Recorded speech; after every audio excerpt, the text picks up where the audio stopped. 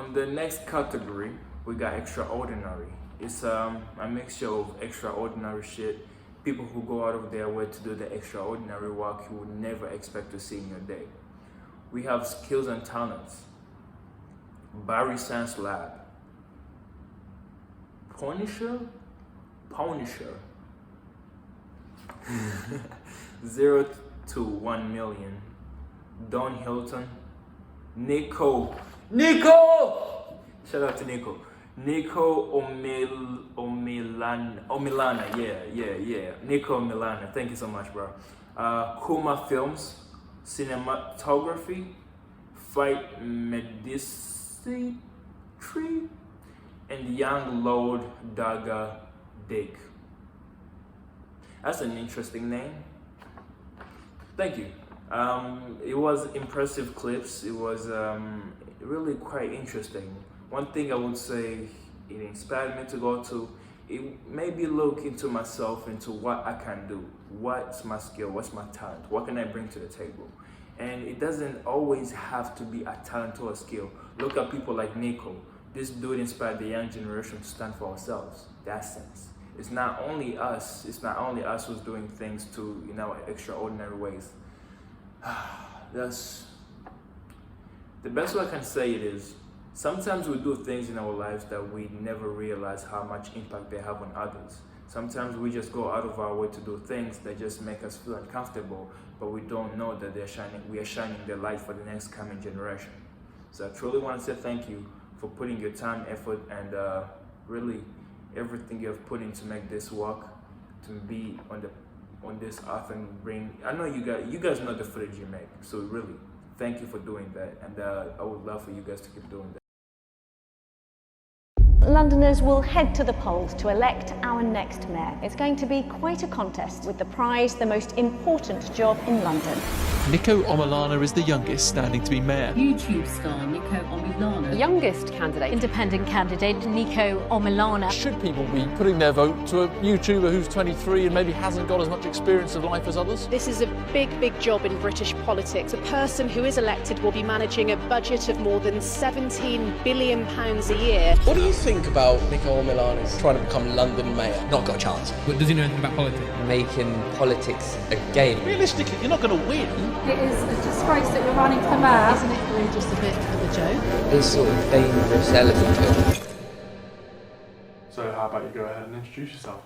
My name's Nico Omilana, known internet troll and supreme leader of the Nico Defence League.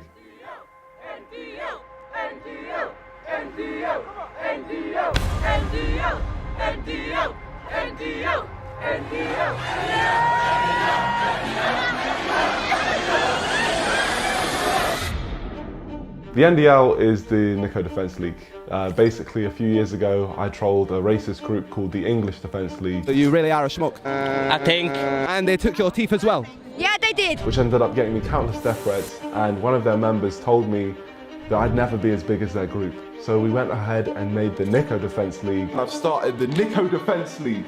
Join now! And blew them out of the water. And now, me and the NDL just ran for London Mayor. I'm running for Mayor of London. You're looking at the future Mayor of London. Vote for Nico. Thank you, Nico for Mayor. So why are you running? Because young people aren't represented in politics.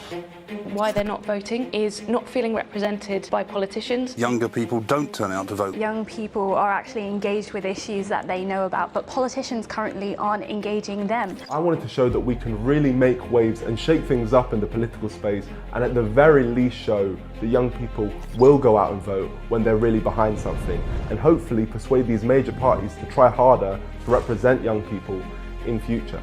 Otherwise, they're just proving that they're pussies. So who did you actually run against? Well, there was a lot of people. This was a record-breaking year. More people ran this year for London Mayor than ever before. But let's start. There's the top 4 parties. Let's call them the untouchables. That's Labour, Conservatives, Green Party, Lib Dems. They all have huge funding and they've been established for many, many years. Then I'd say there's the villains. There's Lawrence Fox, a man who had £5 million in budget for his whole campaign, and he's all around a questionable person. There's Brian Rose, who had billboards across London for months. You couldn't go anywhere without seeing his face. And he also drank his own urine. And Peter Gammons, a man who ran for the UKIP party, who have heavy links to racism within their ranks. So a good bunch. And anyone else? Well, Abin ran, and another YouTuber as well. And obviously me, Nico Omilana. Did anybody think I could win? No. Did anybody think I could make any waves at all? Definitely not. But history will have to be our guide here on whether any big breakthrough is likely. Back in 2016, the top 5 candidates, the candidates from the top 5 parties, got nearly 94% of the vote. This is a really hard mould to crack. There were 20 candidates in total, and I was joint bottom favourite to win. I think my odds were at like 500 to 1, so they really gave us no chance of getting anywhere, and it became personal with me. Because little did they know, we'd been planning this for a very long time. I didn't want to ever say it because I didn't know if he was going to say it, but I actually knew he was going to run for mayor back then. Nico actually told us that he was going to run for Prime Minister. No, it was always Mayor. When did he tell us that? Because he's doing it now, but that was when we were in Miami. It was a year ago. Obviously, if I was going to do this, I had to be myself. And the best way to do that was launching the whole campaign in the most stupid way possible. And the idea which I actually came up with was walking out in my announcement video in a suit jacket, tech police bottoms, an unironed shirt, football boots, and children's glasses, while simultaneously saying, I'm taking it extremely seriously. Seems like the perfect way to announce it. Yeah, no, it was the best way. But I had no idea how much it was going to take off. No clue. And after this, social media went wild. Everyone was talking about it and the people were supporting me. But somehow, with all this attention we were getting on social media, everyone tweeting it out, some of the biggest names in the UK, no media were reaching out at all. So we needed to figure out a way of getting that, so I took advantage of the power the NDL have on social media and directed it directly towards the BBC, demanding an interview. And I did not leave. I know, I was there with you. Yeah, we did not leave until we got it. From one BBC to another, make the right choice and interview me. And surprise, surprise, we got the interview. We bullied the BBC into interviewing us, and we used that as an opportunity to launch the first point in our manifesto, telling Boris Johnson, shush. We then got a London bus and turned it into a restaurant where we promoted the Forefront project, who helps steer young people away from crime. We found my whole doppelganger and used them to prank the media and help launch our full manifesto, which included deporting the EDL, shutting down any McDonald's with a broken McFlurry machine and turning it into low-rent housing, freezing the River Thames so people could ice skate over it, and bringing the price of the Freddo back down to 5p. And now, although the manifesto was a massive joke, what we tried to do was have good heart behind the message of the manifesto. So solely standing up for issues that actually do need to be solved as well. Now, as popular as the manifesto was on social media, there was some people who actually ended up having issues with it. Freezing over the Thames, I think, telling Boris Johnson to shush. Really? Will it actually happen? Do you have sort of superpowers? No, I don't have superpowers, but luckily some of my friends do. So I am actually good friends with Elsa from Frozen, and she will freeze the River Thames. How can voters take you seriously with those sorts of claims? Realistically, you're not going to win. Isn't it all just a bit of a joke? No. What would you say are the characteristics that make up an NDL member? World domination. Hitler had similar ideas. Okay, no. Pussies. The pussies had issues with it, and we made them crumble. That wasn't in the script. Yeah, I know. But I wanted this manifesto to be everywhere. Social media wasn't enough. I wanted it to be on billboards. Now that just sounds like a stupid idea, but somehow we managed to make it happen. This is a big moment, George. First time on a billboard. We've got to look out for it. There it is. It's right in front of us. Oh, no way. Oh my gosh. Make transport free for under 18s and over 69s. Uni students included. Let's go, Nico for mayor. That's me. And it was on billboard to billboard to billboard to billboard to billboard to billboard. I don't even know how many billboards there were. But yeah, and it was nuts. I remember going to Leicester Square when I was just a kid, trying to be like all the YouTubers at the time, just trying to be like them, basically trying to replicate their videos. So it was nuts going to actual Leicester Square and being on a billboard just up there. It was definitely like a life moment. Oh, Add a second eye to the London Eye so it becomes the London Eyes. Inspirational. Sound of the underground, my friends on a billboard. Let's go. But we took advantage of being there, and we were trying to use that as a campaigning opportunity and speaking to the people. Add a second eye to the London Eye. Yeah. You gonna vote for me? Oh, you on there, right? Yeah. I've got your vote. Good man. Thank you. Oh, yes. Oh, guys. Yeah. How old are you, may I ask? Me, I'm 39. 39? Oh, you look really young. You're looking on 20. Yeah. No, it's the face cream I use. You look really young. Thank you.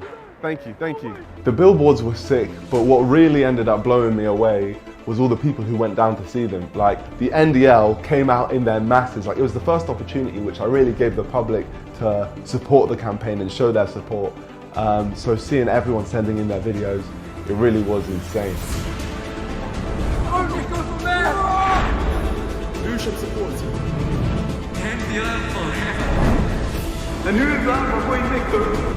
Boris Johnson Schmidt. But we needed bigger and better ways to campaign to reach more people. So, how did you even do that? Well, never thought in my YouTube career we'd be renting a boat. Is this our boat? Oh, that's our boat. We got a boat.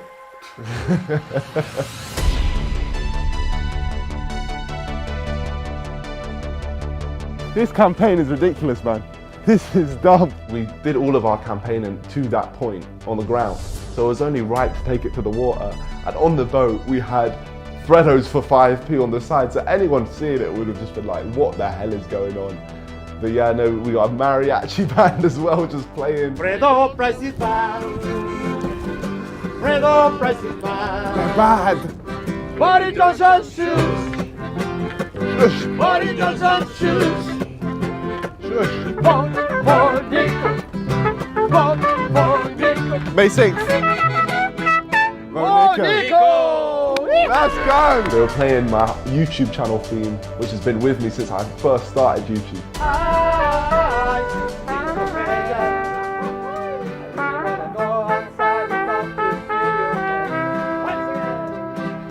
We passed famous landmarks like Parliament, Big Ben. Big Ben is currently being constructed into Big Ben Clock, a real BBC. They're already making my changes happen. This is what I like. The London Eye. Crazy to think when I'm mayor there's going to be 2 of these. The London Eye will become the London Eyes, so London has more vision. And George was literally running around the whole city like a madman, out of breath, trying to catch up with us. We had people watching us on the bridges, just looking at this huge boat. Let's go, Nico Defence League, that's what I'm saying. Big up. We're catching the people's eyes. And I'll tell you why, because we're giving them a message which they can connect to. Freddo prices are too expensive. It's robbery, daylight robbery, how they've gone up so much. And that's why we have to fix it. And our final movement was going past City Hall, the place which I'd actually be crowned as mayor. That's where the results end up happening.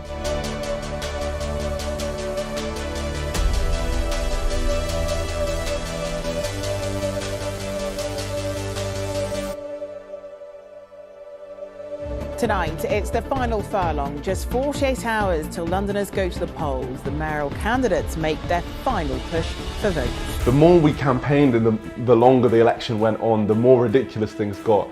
Like 2 guys turned up at the house with a whole painting of me, like a mural. I was thinking, what the hell is this? And if that's not crazy enough, someone turned up with a customized car. Oh my gosh, what is going on outside? What? NDL. We weren't living real life, man, it was nuts. At this point, heads were turning. My odds went 10 times lower in the bookies, and people were seeing me as a legitimate candidate, which got us the opportunity to speak to ITV News. Now, obviously I was skeptical because I didn't know how they were going to portray me, but at the same time, it's ITV, you've almost got to talk to them. So I had no choice but to double down. Nico Omilana, supreme leader of the Nico Defence League. I'm gonna make you pay. At 23, Nico Omilana is the youngest standing to be mayor. I feel like someone had to stand up and tell the big man Boris, shush. Someone needs to do that. And also, someone needs to employ more police, put them straight into the Houses of Parliament, because that's where all the real criminals are. Should people be putting their vote to a YouTuber who's 23 and maybe hasn't got as much experience of life as others? Yes, because I'm the only honest one of the lot. The one thing I needed ITV to realise was I was the most serious candidate. And I think I did that in 2 words. 2 days left of campaigning. Can they get their message into 2 words? Creating equality. Restoring hope.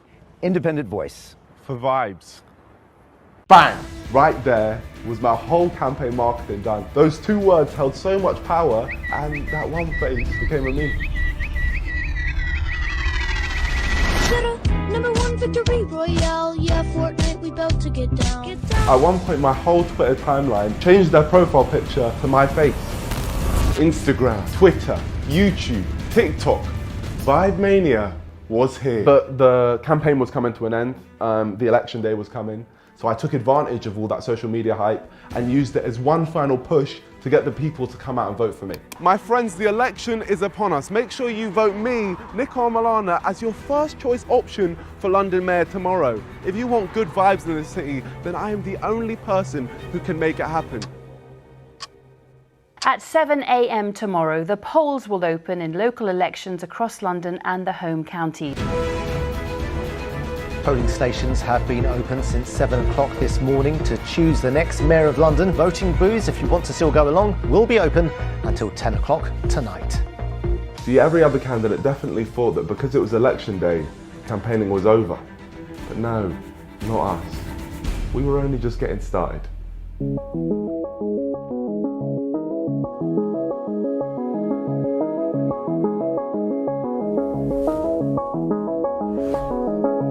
We hired a whole chauffeur and brought out the NDL car, some bright yellow vehicle. We needed to be seen by as many people as possible. Big up my guy! The people of London, my people. They want me as mayor, you see that? Oh, I love this game. All right, we're about to arrive. Polling station, there it is. It's time to go vote. This is just doing my bit, using the beauty that is democracy and voting for myself. Once I'm mayor, we won't do it like this. I'll just stay mayor forever. It's called dictatorship, George. It's not every day you turn up to an election and you can vote for yourself. And obviously, I checked that box and made my vote count. But during this whole campaign, there was definitely an audience which I hadn't reached out to, and this was my opportunity to capitalise on that. What I plan on doing is turning London once a year into Lundoff and turning all the power off once a year in London. Oh, you've lost me, mate. That is the most idiotic thing. It's not idiotic, man. Fantasyland, No, it's not Fantasyland. Wait. Okay, one more point. Give me one more chance. I plan on building another London Eye, so it becomes the London Eyes. Nah, you've lost me, son. Right, good luck, Serious, man. Thank you. Rule number 1 of being a politician: not everyone's gonna like you. But when people don't want to listen, all you have to do is talk louder. Vote Nico, please. Vote Nico. I love this game. We had like a speaker attached to the outside of the vehicle, and I just used that to scream our message through the streets of London. Last minute campaigning. Hey couple, I'm talking to you. I stand for builders. You on the phone. Please vote Nico today to be your London mayor. That's right. Bye. So awful. This is not real life. A literal mayor candidate is going around campaigning in a bright yellow van, screaming vote Nico for a megaphone. We then called up some old friends to really bring our message home. Stand for the national anthem, please, boys.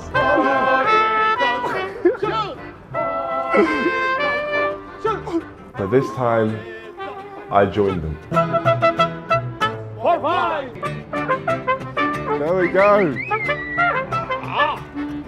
Can I have the guitar for a sec? We walked through Leicester Square, and just 48 hours before this, I was on a billboard there, and now I was marching with my Mexican brothers.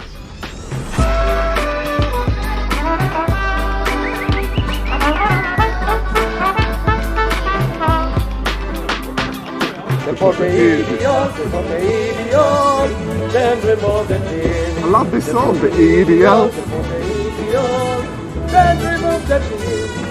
We were campaigning for the people, for the public, and all you have to do is talk to them to understand how little they actually feel represented by the political space. London needs a new mayor to change things and work for the poor people as well as the people that's got money. To a mayor that's for the people, not for himself. Exactly. And this gentleman seems, is it you? Yeah, that's me. This gentleman seems like the right gentleman. Thank you, man. Election day campaigning was sick, but then I checked my phone and I was blown away. So many different people from so many different backgrounds were all going out there voting for me, leaving their houses to vote for me. It's a whole different thing. And yeah, I just want to thank the YouTube community, the NDL, and literally everyone who backed me, who wanted me up there representing them. Yeah, I was just in shock. I'm still in shock now. Yeah, the whole thing was nuts. Everyone's voting for you. Everyone. Oh, my mum's like, I went up there and everyone was taking pictures of me and stuff. They're like, yeah, I just voted for Nico. And then they're like showing them in their phone, it's your name's crossed. That's elite. And it's actually nuts. Everyone's just crossing your name and stuff. Today's been surreal, man. So surreal. Yeah, just seeing everyone posting and stuff like that. It's crazy. Yeah. The polls have now closed in the London mayoral election. Counting will begin in the morning, but it could take days for the final result because of COVID precautions. Voting stopped. No more campaigning, no more publicity stunts, just the count. Well, polls, of course, closed at 10 p.m. yesterday evening, and the count for the London mayoral and assembly elections started at 7 this morning. The results are expected over the weekend. So they were trying to say that our votes were just being counted up and we'd have nothing to say about it. We needed to go down there. And that's exactly what we did. Yeah. Voting is done, but we're now heading in to the polling stations where they're counting all of the votes. Let's head in and find out what's going on. Hello. Best wishes. Thank you. Appreciate it. How's the Labour Party?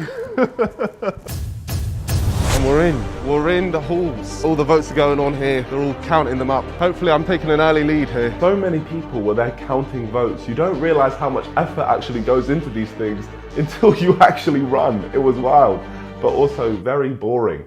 So it was difficult to find a way to keep ourselves entertained. You can see myself, oh wow, it's on. Vote Nico. Big up. We're going to win the whole election. My friend, you're not wearing a mask. I'm not wearing one. No, I don't see a mask. I can just see your mouth. You're not wearing a mask.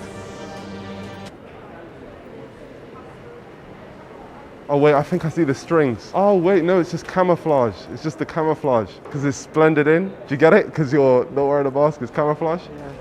There we go, nice to meet you, my friend. Okay, thank you. All these votes were being counted, but there was a screen at the front which was a live count of all of the votes, and it had us beating Peter Gammons, which was supposedly impossible. It had us beating Brian Rhodes, which was supposedly impossible. But we were drawing with Laurence Fox, and from that moment, the battle for fifth began. Now, getting fifth place became my obsession because from the start, breaking into the top 5 was marked impossible, unheard of. It couldn't be done. Back in 2016, the top 5 candidates, the candidates from the top 5 parties, got nearly 94% of the vote. This is a really hard mould to crack. And here we are battling for fifth place with a man who had £5 million in backing. How much money you got in the bank? Not you personally, the party. 5 million quid. Laurence Fox was easily the most controversial candidate of this whole mayoral election, and something tells me he wouldn't want to lose to a YouTuber wearing children's glasses. Especially as he doesn't actually think being a YouTuber is a real job. 6 p.m. tonight. Where are your glasses? Tune in 6 p.m. tonight. I don't think I will because I've got an actual job. But the more results that came in, the closer it got. At one point I was beating him.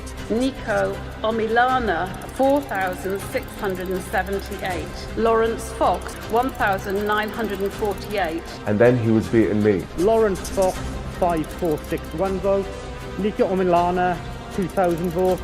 And it continued like that until the live count froze at 90%. The election poll has been frozen with only a few constituencies left to announce, and as it currently stands, Sadiq Khan has won the London mayoral election. This is the final update until the results are announced.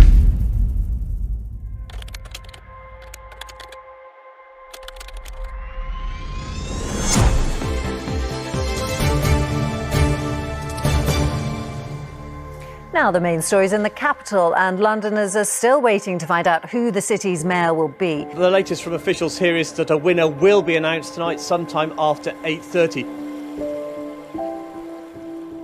Okay, it's election day. It all ends here. My friends, it's time. This is the thing which everything has been building up towards.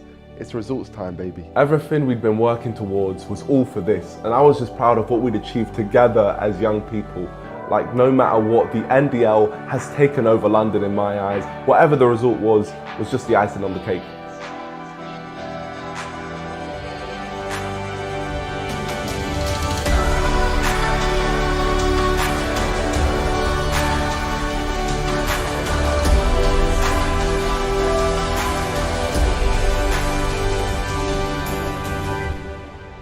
But the election was upon us. I finally got to meet my fellow candidates. It started off proper nice. The other candidates were showing me love, and I even got to see big lad Peter Gammons from UKIP. He'll take the picture. We'll just celebrate your L right here. Well, you didn't do too great either. Much better than you, my friend. No. Much better. But it was time for me to head into City Hall. Have you been here before? Massive success. No, first time. I'm about to claim my victory as mayor. And you found it okay? Yeah, I found it great. Great experience. Loved it. NDL. How do you think you've done? Shush. And Laurence Fox was stood right there. My competitor. The guy who we were battling for 5th place with. Are you accepting defeat from Sadiq? To me. I don't know. Have you defeated me? I believe so. Oh, good. We'll have to see. I'm just happy We'll find out on the see. stage. Yeah. I told him I'd beat him, but in reality, I had no idea. I was just going for blind confidence. We then walked into the big City Hall. It was a lot bigger than I expected, and the walk there took about 3 years. We gave Brian Rose a good old bottle of tea, which he seemed very happy with. And in a room full of 20 candidates who'd been running against each other for the last few months, you'd think there'd be tension, but it was actually the opposite. It was good vibes. Apart from one random lady who wasn't even running, who went out of her way to attack me. How can I take you seriously when you're wearing glasses like that and a face mask? I feel like you don't really have the vibes. Very worrying what you're doing to young people, what you do on social media. You are not a figurehead for young people at all. You are dangerous to young people, and it is a disgrace that you're running for mayor when there are serious candidates running for mayor. Go off. It's always nice to see a Karen, and she really thought she did something. But I then chatted to Peter Gammons. People like you mixed races. Well, my kids are mixed race. Most of my friends. But that's like saying I'm not racist. I've got black friends. Had a really intellectual conversation with Sean Bailey from the Conservative Party. I ratioed you on Twitter. What? I ratioed you on Twitter. Ratioed you? Yeah. And discovered that the Lib Dem candidate, Louisa Porritt, actually voted for me. What a world, man. Yeah, so you made a second preference? Yeah. Thank you very much. But none of them had my respect more than one being. I just want to say to you, it's been nice seeing someone who we can actually take seriously in this election. Well, and likewise, with your good self. You've got an army out there. Yes, yeah, I know, it is the NDL, yeah. Yeah, the NDL. I mean, it sounds quite scary. Yeah, no, it is. I am a supreme leader after all. I wanted to say, I thought you did a great campaign. Congratulations. Yeah, same with you, my friend. One thing was for sure, though, Loza Fox did not like me. Welcome back. Welcome back, my friend. I don't think he likes me. I don't think he likes me. He's just probably thinking, if he beats me, it's game over.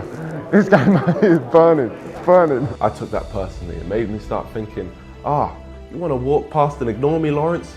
Well, I'm going to reduce your legacy to losing to a YouTuber in children's glasses.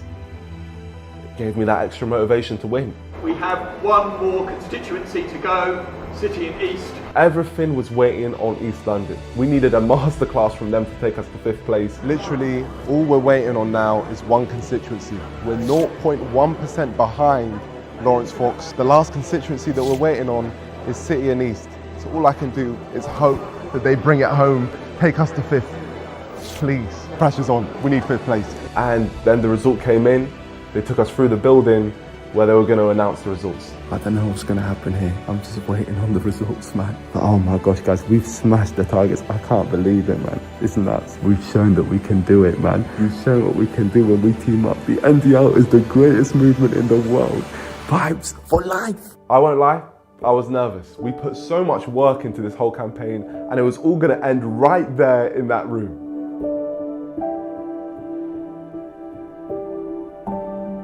So, I am now able to declare the results of the election of the Mayor of London, Peter John Gammons, UKIP, 14,393. Count Binface, 24,775. Brian Benedict Rose, London Real Party, 31,111. Lawrence Fox, the Reclaim Party, 47,634.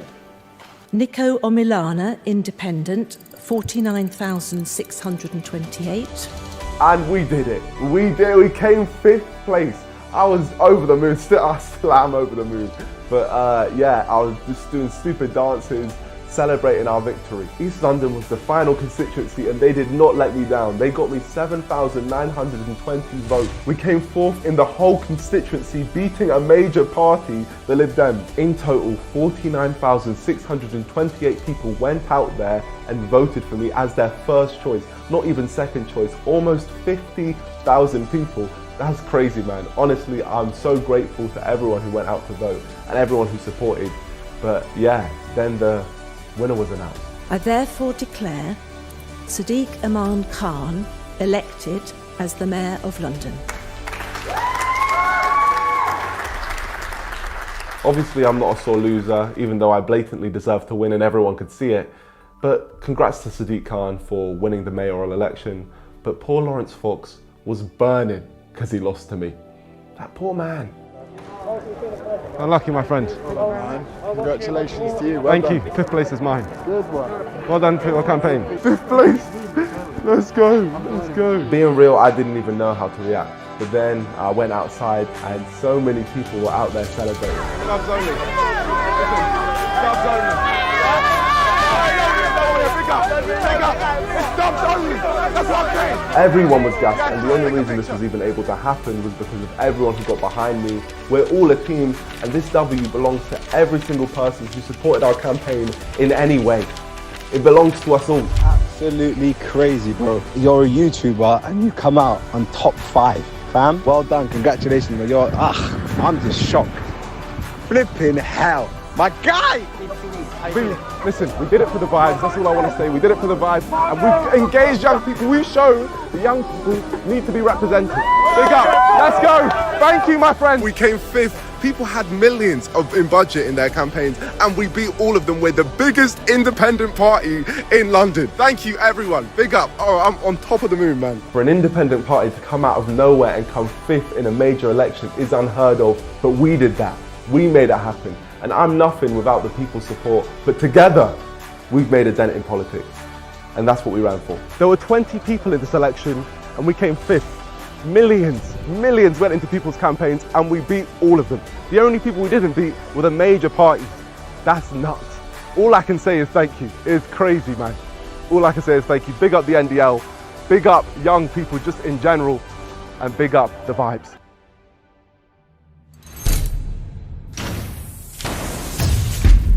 It was a big story, a YouTuber coming out of nowhere and coming 5th place. Many people wanted to be my first interview. The BBC, who originally refused to interview me in person, had now hit me up, and I just went full circle and refused to be interviewed by them. We eventually chose ITV, who definitely embraced our campaign throughout, so I trusted them to bring our final message home. Okay, now the election's done. We're now having an interview with ITV to round everything up. What an experience. Finally, they were never expected to win the mayoral race, but they caught the public's imagination and attention over the last few weeks.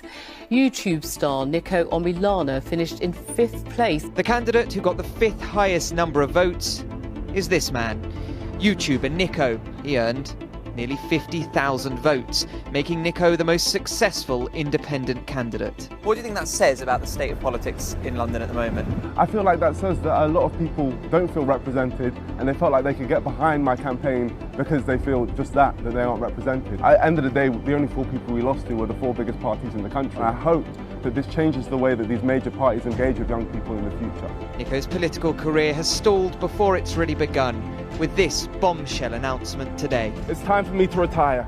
Goodbye. Thank you, ITV.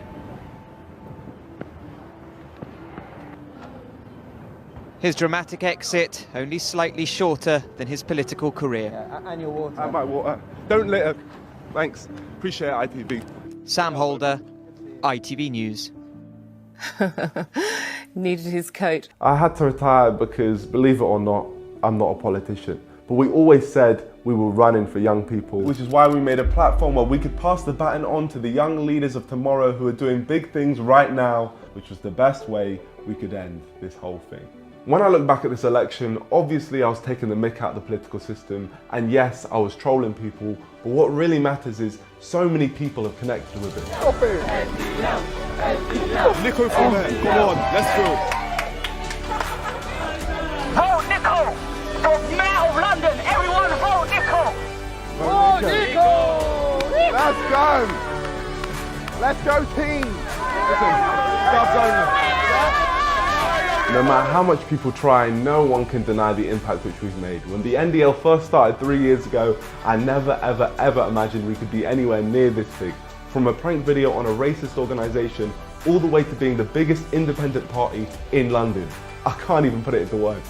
In an election where so many people ran, the candidate who made the biggest impact is someone who ran for vibes and young people. I don't care what anyone says. That's so elite. And I'm so happy to leave the political world with that as my legacy.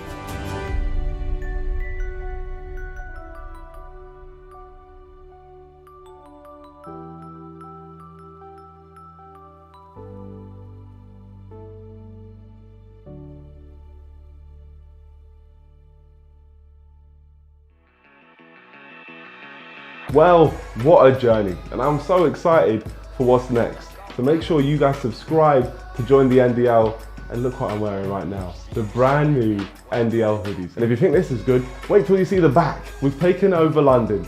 So yeah, that's coming very soon. Make sure you follow my social medias for that one, and I hope you guys enjoy. Big up, peace out.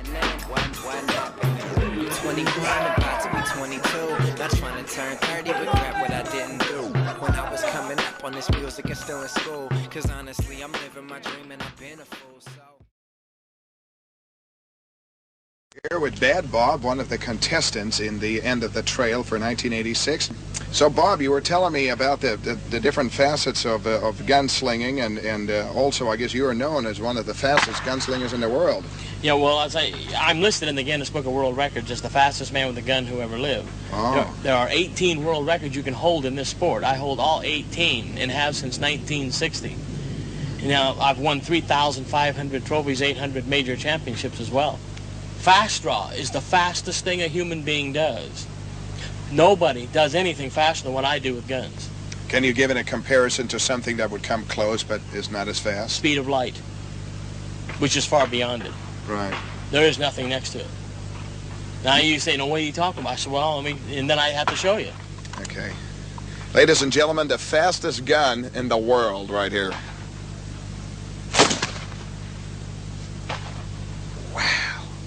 Bob, you are quick. Well, the first reaction that people have when they see this draw is, now, wait a minute, could you really hit anything doing that? Right. Well, let me show you my own way with a target that is indeed out of the holster. Let me set this target up. I'll shoot about 8 feet away because I'm shooting blanks now. Here we go.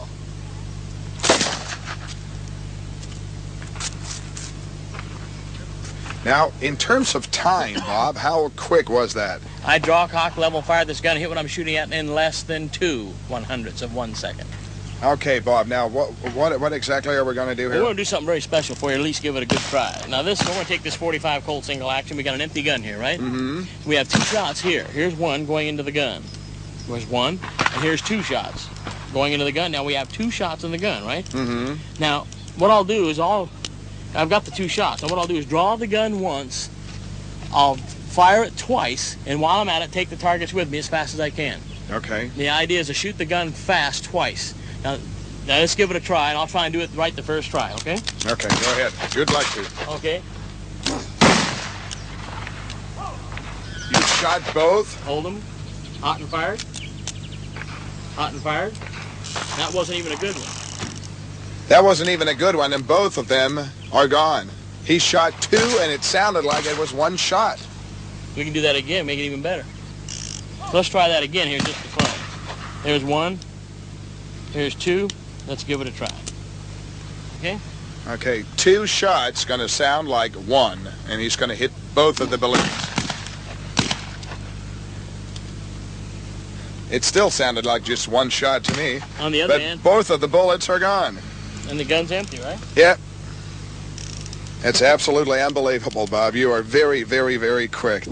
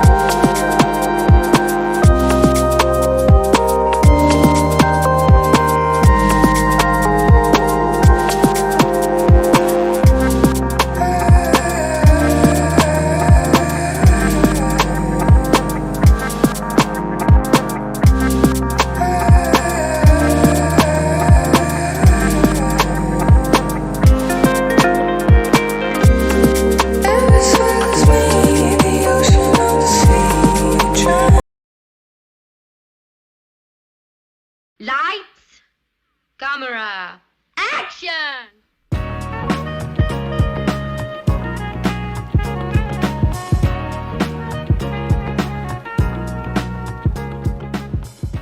So far on this channel we've looked at specific films and specific genres for analysis, but we haven't really ventured into the history of cinema.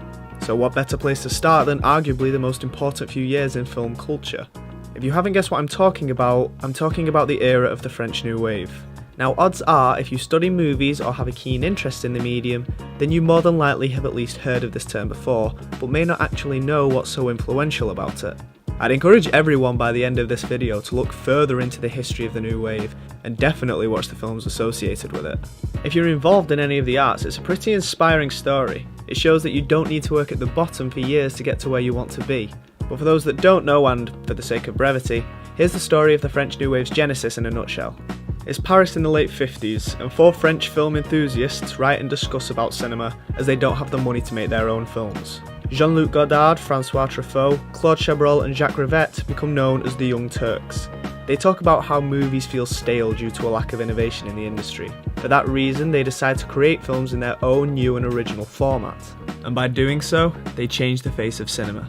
A large aspect of the New Wave, which also goes by the name La Nouvelle Vague, was to create a personal kind of cinema, one in which the film professed the director's life experiences and philosophies. The clip you're about to see is from Jean-Luc Godard's short film The Small Soldier. La photographie, c'est la vérité. Et le cinéma, c'est 24 fois la vérité par seconde. This quote is the essence of the philosophy behind the Young Turks' process when making movies. Their whole purpose was to capture French life during the 50s and 60s, and they felt that the best way to present that to the world was through cinema. Que le cinéma était très bien, simplement que ça manquait de sincérité et qu'il fallait faire la même chose en mieux. However, they couldn't use the already established film techniques of their predecessors because that wasn't reflective of their life. It resembled an era of movies that they thought were outdated. In order to create a true representation of their lives, their films needed to differentiate themselves from their older counterparts, so they ventured into developing a new style of filmmaking. The result was, whatever films had been doing up to that point to tell their stories, they needed to create an alternative. But this wasn't just a case of being different for the sake of it, but to develop original techniques that could substitute the already existing methods. They wanted to show that things could be done differently, and do that by slapping the face of conventional cinema. Au cinéma, c'est comme ça et pas autrement. The French New Wave didn't destroy the pre-established rules films had used for years, they simply added to them, and you can see that the medium is a better place for it. So let's see why we should be so thankful for this group of French bohemians. What they brought to editing was a breaking of the rules. Whatever books that said this is how it had to be done, they burned them. The first thing you're likely to notice about a French New Wave film is its editing.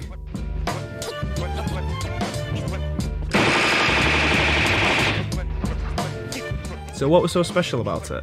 Well, first off, let's enhance on some of the components of editing, specifically cuts. What's the meaning behind a jump cut? Well, a jump cut is both spatial and temporal. Let me make that easier. A jump cut is used to show the difference in both the space and time between two shots. And we can separate jump cuts into two distinct functionalities: to match two shots, He's gonna drive and turn you and... or to mismatch two shots. 좀 조용 좀 하라고, 조용히 좀! 보내줘! The latter being the reason as to why jump cuts were mainly avoided prior to the New Wave. Editing's purpose back then was to maintain continuity in scenes and keep things flowing at a very specific pace. If we were to think about the films that were being made, there was a certain film language that was very, very distinct. Certain kinds of coverage, long shot, two shot, single. There was almost a formulaic way of presenting films. This film language was very strict, and in editorial terms, there were rules that one felt could not be broken. These rules were a way of keeping editing invisible, as there's nothing intrusive about it so the audience doesn't notice it. This is fine depending on the type of movie you're creating, but if there's one thing about the Young Turks, it's that they wanted to be noticed. Seeing how conversations were edited in other pictures at the time, let's take a look at how a conversation was edited in Godard's Breathless. J'aime une fille qui a une très jolie nuque, de très jolis seins, une très jolie voix, de très jolis poignets, un très joli front, de très jolis genoux. No master shot, no reaction shot, no over the shoulder, and flooded with discontinuous editing. When you edit a conversation scene with jump cuts, what you do is contrast two pieces of footage instead of complement. The result? The audience becomes more conscious that they're watching a movie. Je lui donne rendez-vous, on déjeune ensemble. Je voulais lui dire, voilà, on est bons amis, je trouve qu'on devrait coucher ensemble. Pourquoi, comme ça? Et je ne sais pas. As we established, the New Wave was about representing the spirit of their era by using new techniques to create a new style of filmmaking. That style was to make the audience aware that they were watching a film. It demystified audiences at the time as it didn't follow Hollywood's editing etiquette. Où tu vas maintenant? Au New York Herald. Tournez pas la tête, regardez devant vous. Quoi ça sert d'écrire des articles? But by doing so, they were able to reduce restrictions on the assembly of their movies. They made filmmaking look easy. The term montage is the French term for assembly when editing, and if it wasn't for this style of editing, the modern day montage may not have existed without it. You may be familiar with auteur theory. Well, that too stemmed from the era of the New Wave. It meant that the director of a film was seen as its author and the overall creative force behind the picture.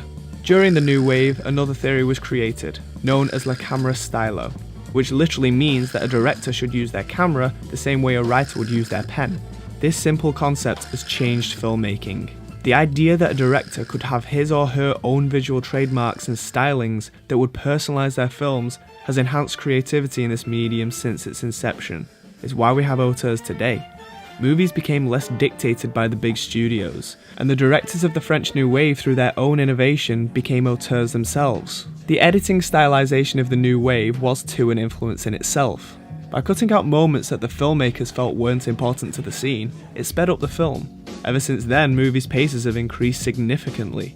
These filmmakers understood the grammar of films so well that they realised that the audience doesn't have to be shown everything. An example of this was not just their editing of individual scenes, but transitional editing too.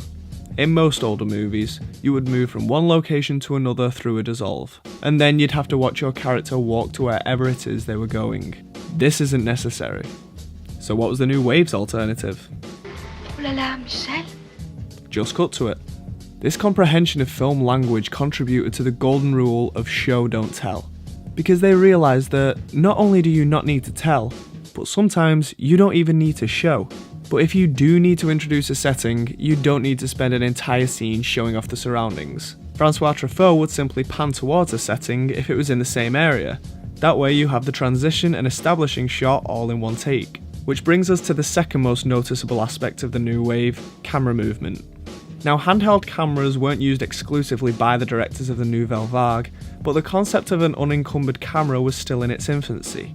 So in order to differentiate themselves from what they deemed archaic cinema once more, they experimented with moving the camera as opposed to leaving it static. Truffaut liked to pan and move quickly during a scene. Godard typically tracked from a low angle in front of his characters. Agnes Varda tracked slowly through her settings almost like a POV shot.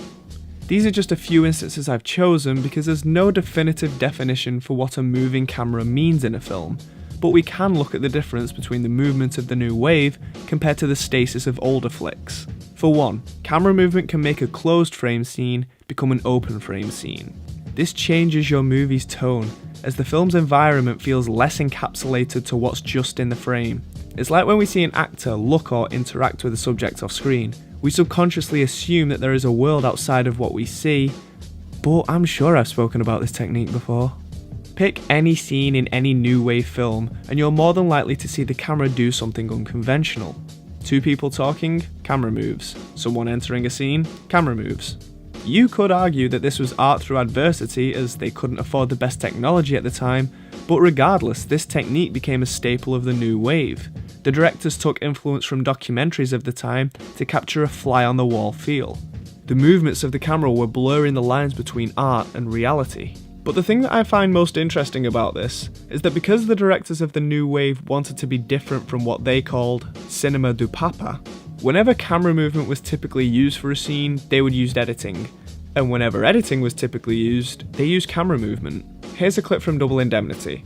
A woman is hiding from a man and the tension is displayed through editing. And brother, the things they would squeeze out. Well, we haven't got a single thing to go on, Keys. Oh, not too much. Just 26 years experience, all the percentage there is, and this hunk of concrete in my stomach. But now here's another scene from Breathless. A woman is hiding from a man, but this time the tension is displayed through the movement of the camera.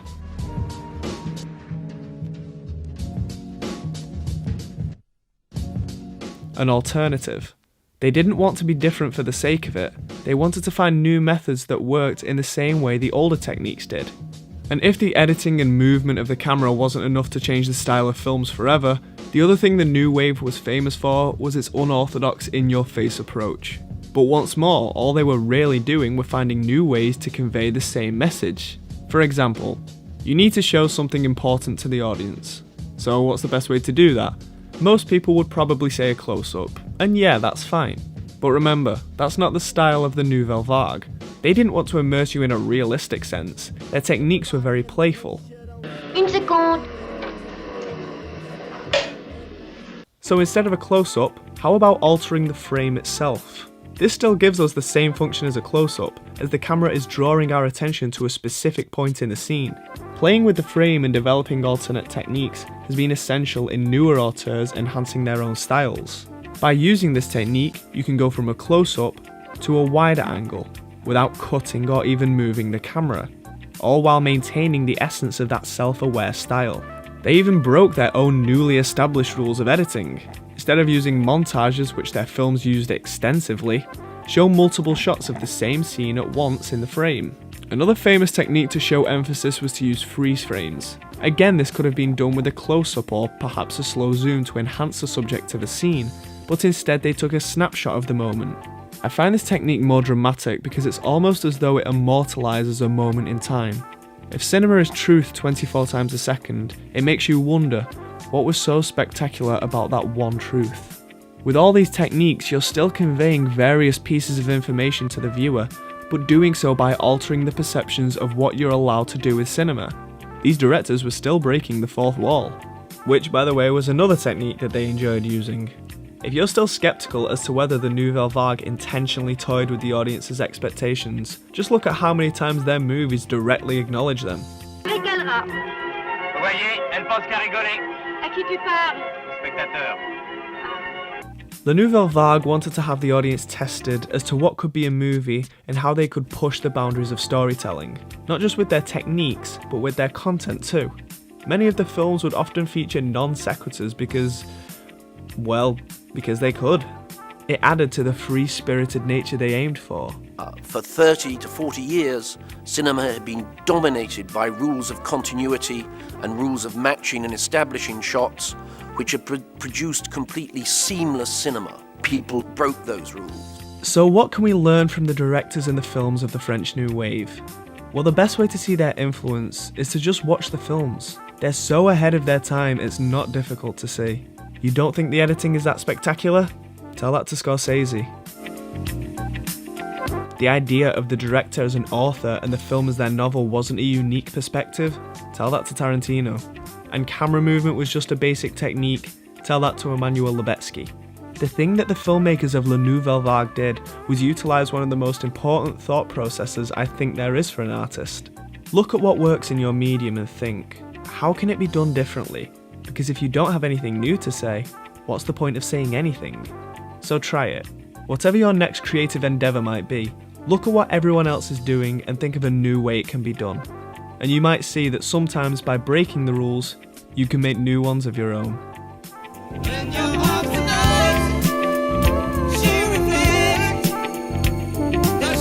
La photographie, c'est la vérité.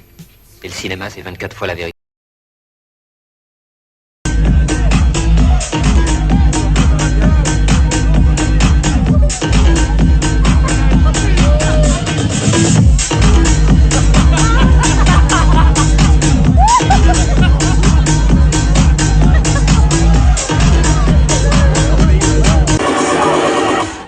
I'm sexy and I know.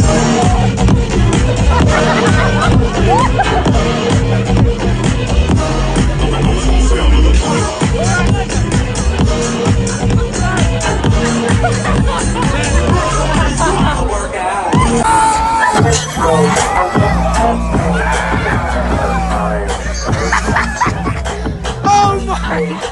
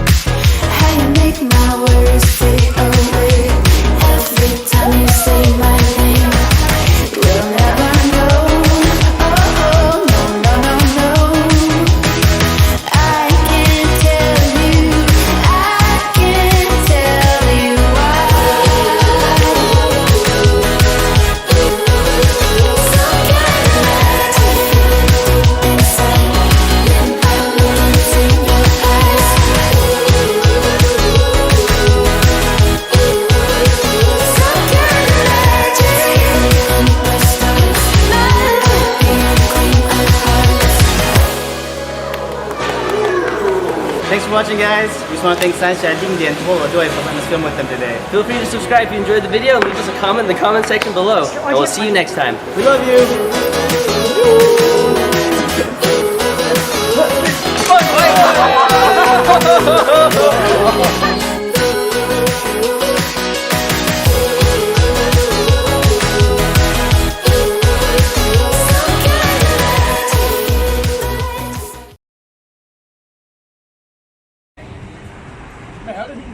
Eldersen. 24. Oké. Dank je. Ik ga hem gewoon opgeven. Je neemt het mee en ik ga les. Je neemt het mee. Oké. Allee, even op. Jezus. Ja, je moet die boodschap luisteren. Ja. Jouw boodschap. Dit is het landschap. Polygonische schapen met blijdschap. Elk mens in leven moet blij zijn. We zijn verschenen.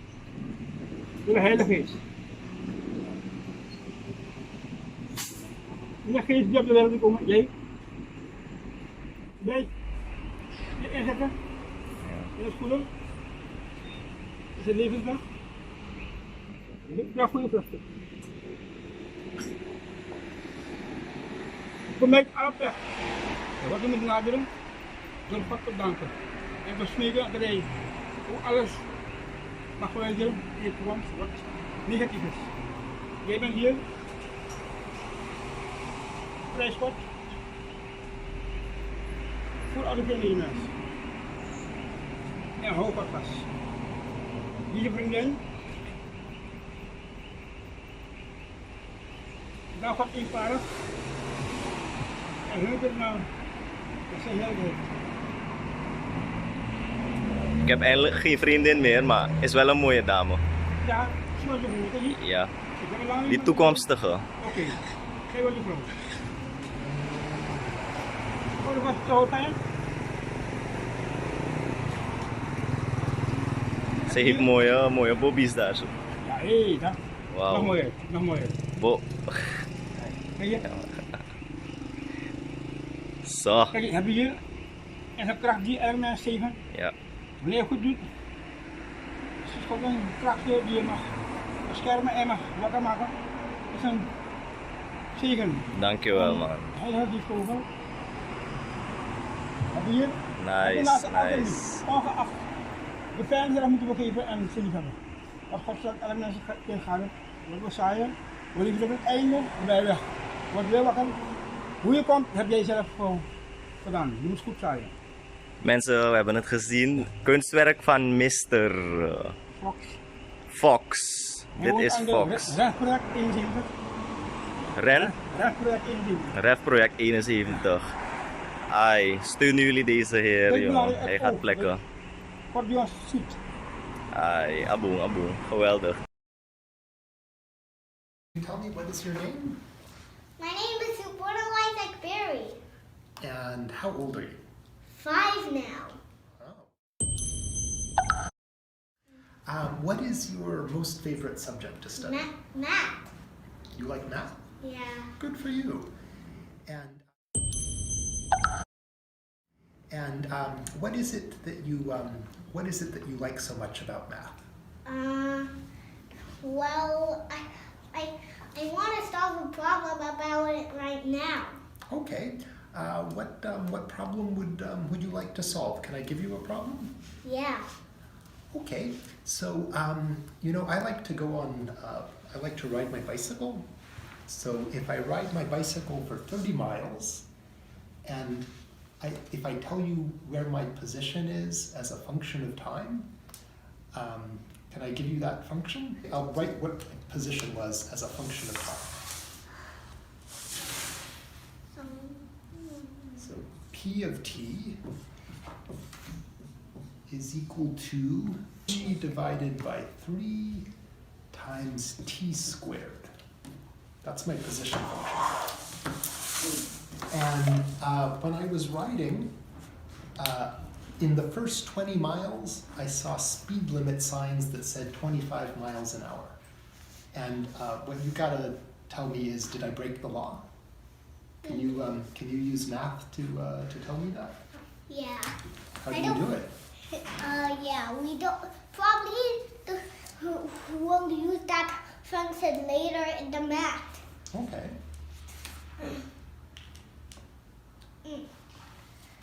You draw a diagram. Remember, you need all diagrams to solve all math problems. If you had no diagram, you wouldn't be able to find out how you would solve this. That's right. Diagrams are good.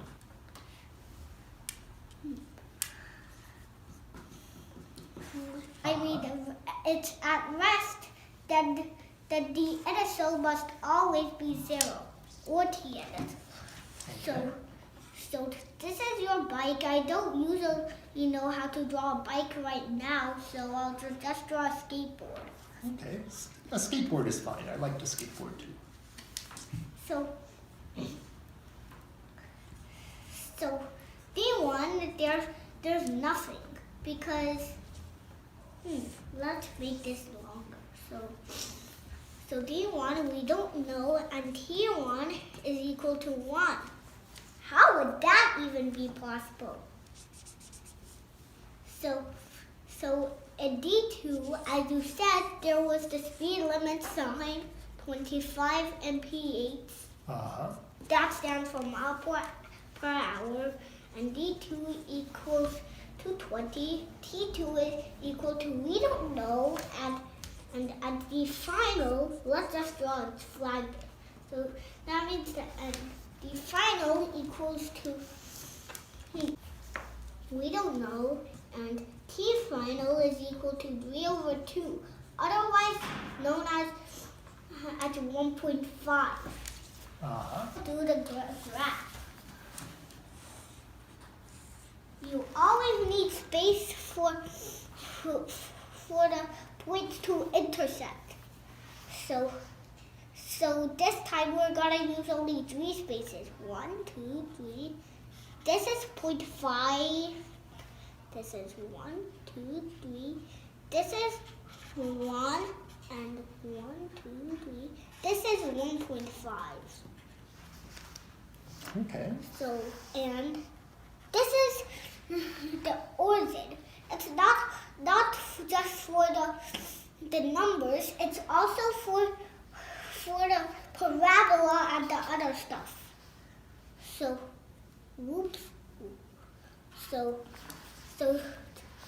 1, 2, 3. This is 10. 1, 2, 3. This is 20. And 1, 2, 3. This is 30.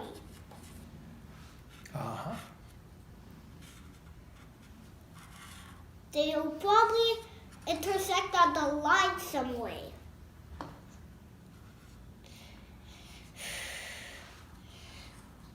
Whoops, the parabola and the line have to intersect here. So let's erase this parabola and let's try this again. No. Yep, and the line. See how they intersect at this point?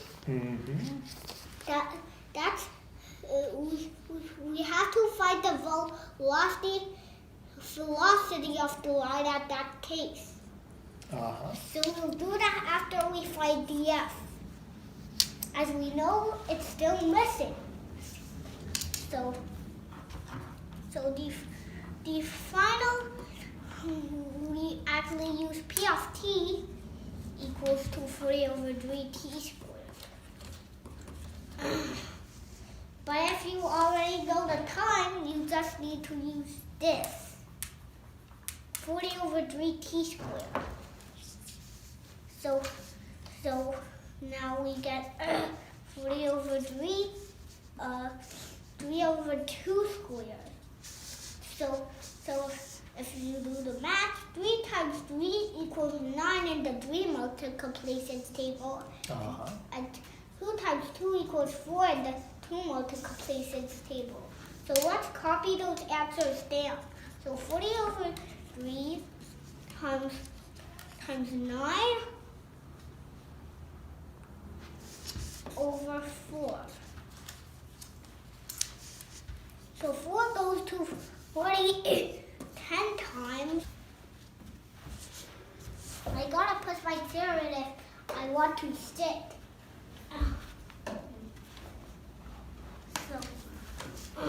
So that 10 times 3 and the result gives you 30. So this must be 30. Very good. Now let's erase this stuff. I'm a lot older now. That's why I know this problem so much. Uh-huh. So T2, oh wait, we're doing this. So the velocity is df minus di over tf minus ti. Very good. So df is 30 and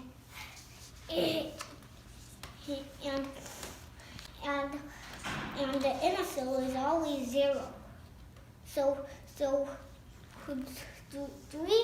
3/4 of our fraction is done. 30 minus 0 over 3 over 2 minus 0.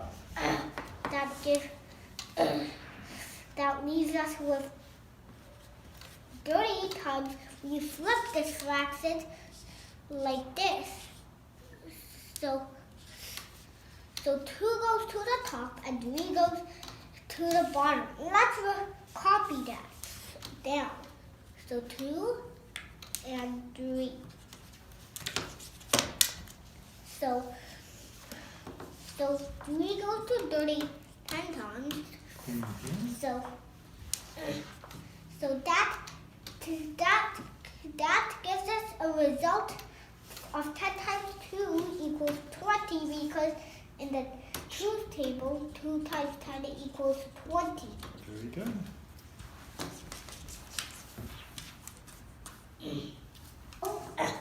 Anyways. So how do you know if I broke the law or not? Maybe you could have break the law. We don't know yet. So now let's solve T2 because we know that it's still missing. This time we're doing it backwards. Uh-huh. So T2 is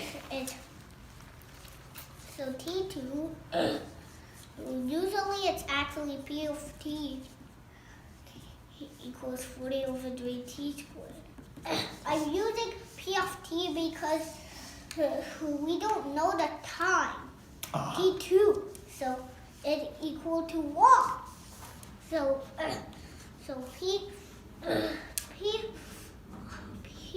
no. This whole thingy is replaced with 20. So 20 equals 40 over 3t squared now. Seriously?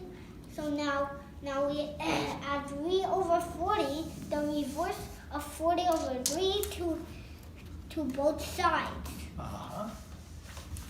20 goes to 42 times in the 20 table. 20 times 2 equals 40. And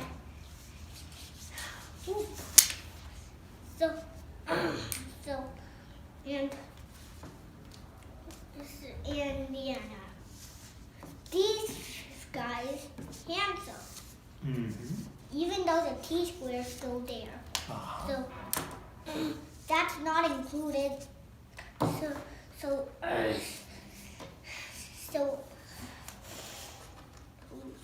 our answer is squared.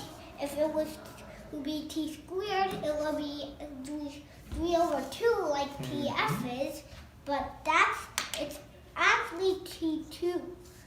So it's the square root of 3 over 2. Which is equal to 12.22. Very good. So this will be 1.22. Otherwise, consider the square root of 3 over 2. Uh-huh. Which is the square root of TF. Uh-huh. Or T5 in my mean. So let's erase this stuff also. Again, we know the time. So we'll use only 40 over 3t squared again. So that means the time is 1. So, and how could that possibly be? So 40 over 3, 1 squared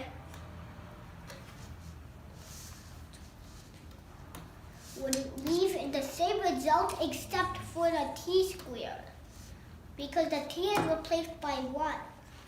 So this is what you got. But if you do the other math, you got 13.33. Very good. So D1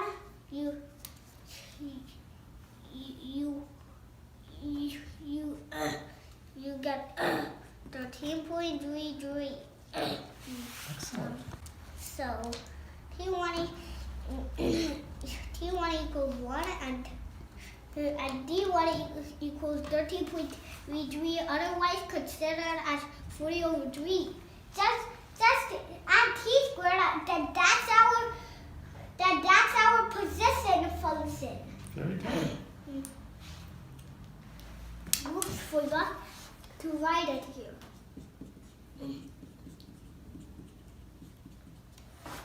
Excellent. Very nice graph, by the way. We'll erase this stuff again. So you and this one. You see that intersecting? We'll draw a line there. And we have to find the velocity of that line again, since it also cuts on the intersect. So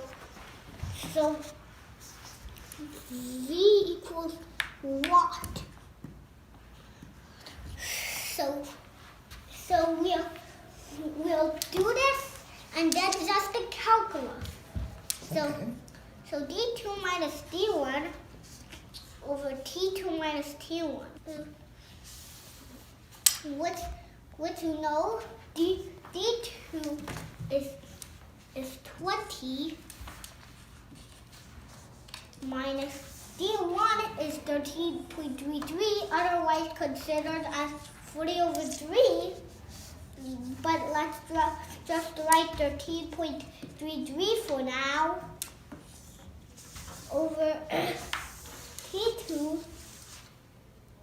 is 1.22 as considered square root of 3 over 2, which is actually square of T final.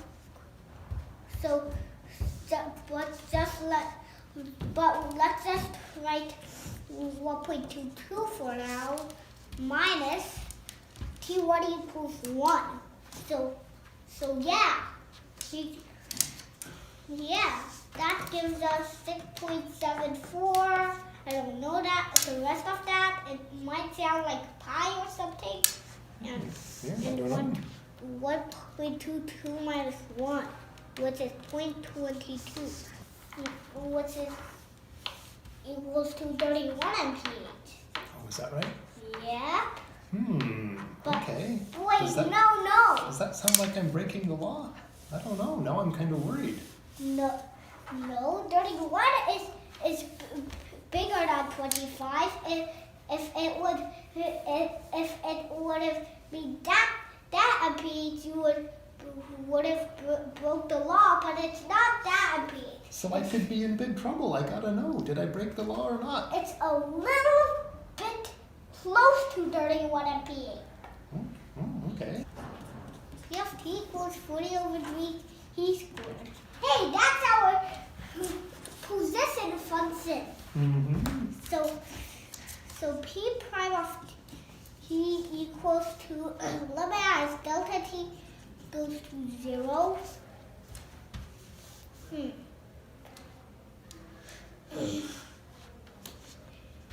I'm thinking about eating that. You eating that candy right now. I am too. Because it looks pretty tasty. Yeah, it's chocolate.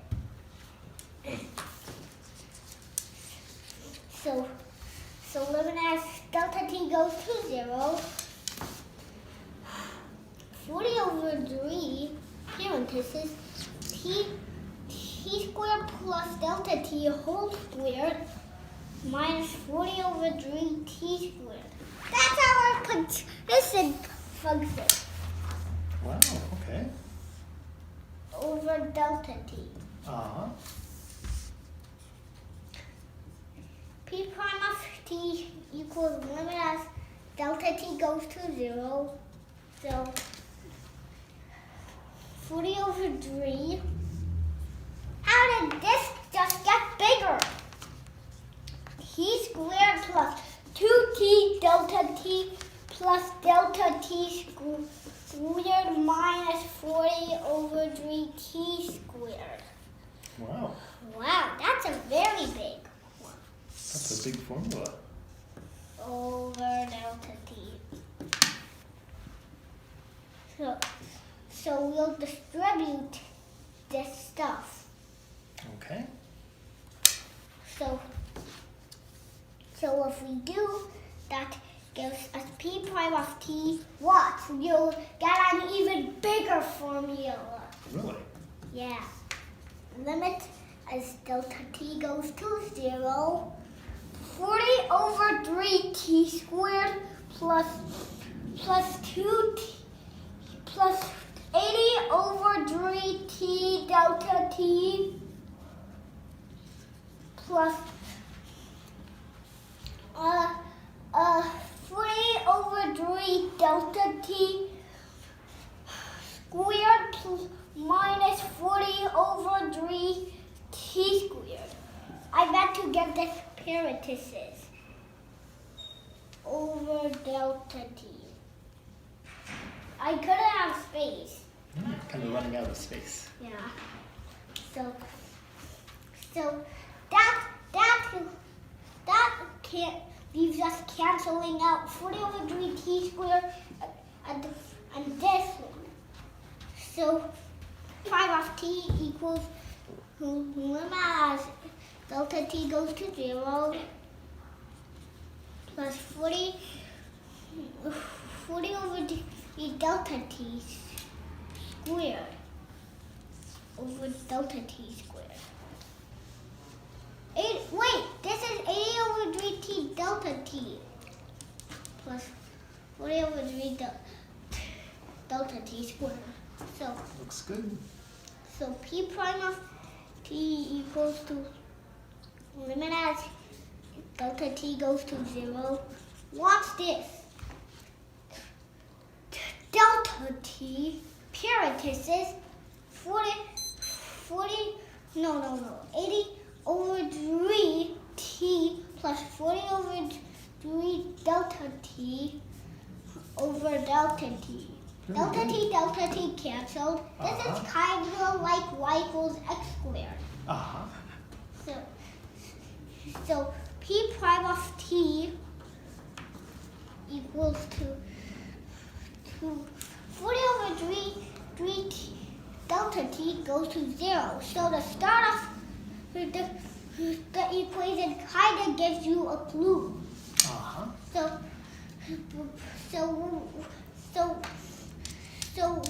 read what me. This is 80 over 3. This is not the actual answer because this is just a part of the other formula. Here's the real answer. So here of 1.22 equals to 80 over 3, 1.22. What gives you 32 and P8? You started break the law. Really? I told you it was it was close to 31. Wow. You really did break the law. Am I in big trouble? Yeah. Uh-oh, I better watch out. Yeah. So besides math, what else do you like? I like chemistry also. Oh, okay. Anything in particular about chemistry that you like? Maybe the periodic table. Oh, really? Oh, that's some very important chemistry. Yeah, I pinned that on my bedroom wall, but now I took it off. Oh, really? Wow. Yeah.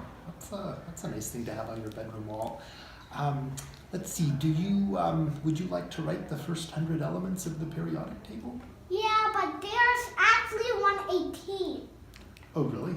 Yeah. Okay. Are you going to stop at 100 though? Yeah, maybe. Okay. Well, 100. All right. Go ahead and. I need to stand up if I want to write the first 10 elements. Okay. Hydrogen, helium. Whoa, this is gotta be super hard. So I gotta pull this. Let's see.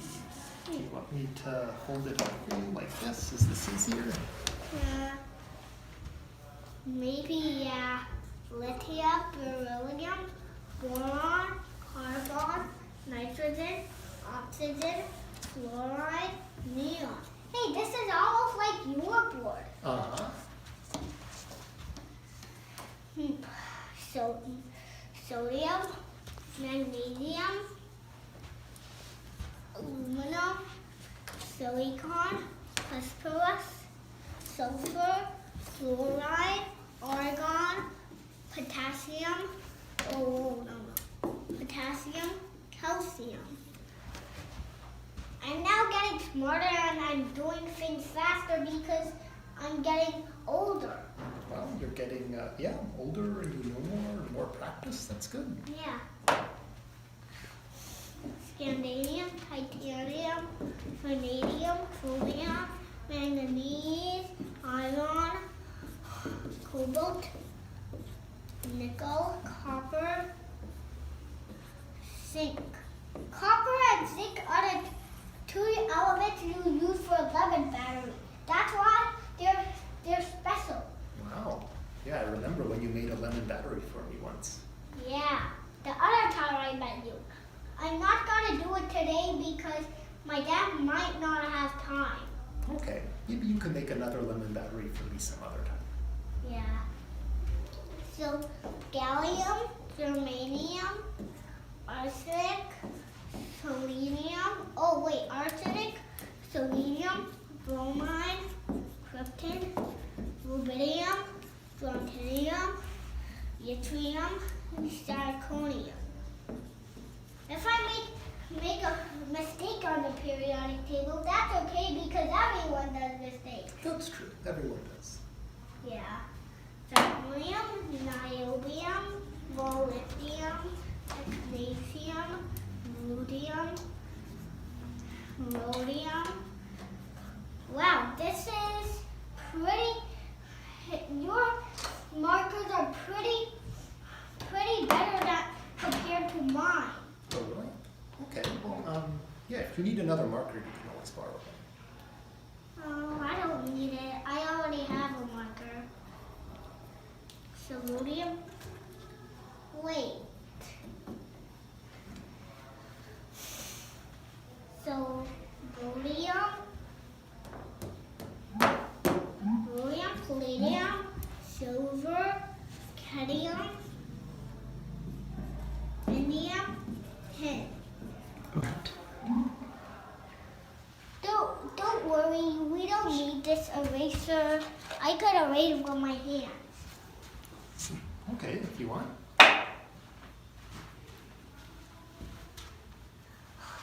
So anyways, tin, antimony. Some people, when they announce these three elements, they say, where are you? Yeah, totally. But this time we're not going to say it. Okay. Antimony, beryllium, iodine, xenon, cesium, barium, lanthanum, cerium, praseodymium, neodymium, promethium,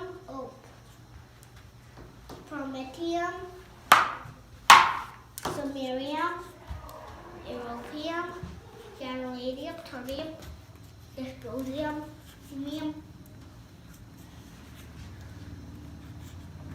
I'm thinking about doing the Dr. Kabat problem again. Yeah. The one with me on my bike? Yeah. Well, you did a very good job with that one. Erbium, thulium. Did you have any questions why thulium is icon as a planet in the periodic table song? Maybe because some pads are made out of thulium. Oh, maybe so. Yeah, I never thought about that. I have a good thought about that too. So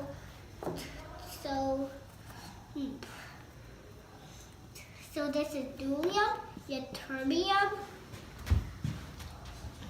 titanium. Hey, when we were at Styrium, we were at the lantanides. I don't want to write that right now. Okay, you don't need to if you don't want to. Yeah. Titanium, hafnium, tantalum, tungsten, rhenium, osmium, iridium, platinum. What's after platinum? Wait, it's gold, right? Okay. Gold, mercury, gallium, bismuth, lead, polonium, astatine, radon, francium. Daddy's running out of time. That's why I have to, but I still want to complicate this. That's why we might want to do this faster. All right, so you're going to zip through the periodic table? Nope, not in a rush. So, this looks terrible, but that's okay. Francium, radium, wait. Yeah, radium comes after, then after actinium is thorium. Aren't we in the actinides? I think we are. So tritium, uranium, neptunium, plutonium, americium, that's for our country, berkelium, California. Wait, americium, curium, berkelium, California. That's for California. Einsteinium, fermium. Maybe next time we could stop at Einsteinium, which is the 99th element, because Einsteinium is my favorite hero. Is that right? Wow. Yeah. Well, very good. Well, I have a question, which is, could you tell me about the electron configuration of oxygen? Yeah. It's very short. Oh, okay. What is it? Here's the nucleus. Okay. So 1s, 2s, there's one room also, and 2p is 3 rooms. 1, 2, 3. Uh-huh. Only 2 arrows could fit on each floor, room. And we have 8 arrows. 1, 2, 3, 4, 5, 6, 7, 8. So 1s, 2s, 2p, 3s, 3p, 3d, 4s, 4p, 4d, 4f, and 5. Oh. 5s, 5p, and 5d. Wow. So 1s, then you go to 2s, then you go to 2p, 3s, then 3p4s, then 3d4p5s, then 45p, then 4s5d. Wow. Very good. So now two arrows are out of here and into 1s. Uh-huh. So two arrows are caught into the second room and the roofs, and the remaining 4 go into 2p, which has 4 rooms. Uh-huh. So 4. So we'll write the equation before we leave this problem. I told you it's so short. It is kind of short. Oxygen configuration, or OC, equals to 1s squared 2s times 2s squared times 2p4. Very good. Yeah. So. All right. So what else do you like? Physics. Okay. Okay. Would you like to solve a boat problem? Yeah. Okay. So suppose there's a boat on a river, and suppose Isaac is pulling it using a rope. Yeah, I'm called Isaac. So let me give you the problem. So suppose you're pulling it using a rope, and you're applying 40 newtons at 45 degrees northeast. So Fi equals 40 newton and Fa equals 30 newton. So how many components does Fi have? Let's see. Fix and Fiy. Uh-huh. 1 and 2.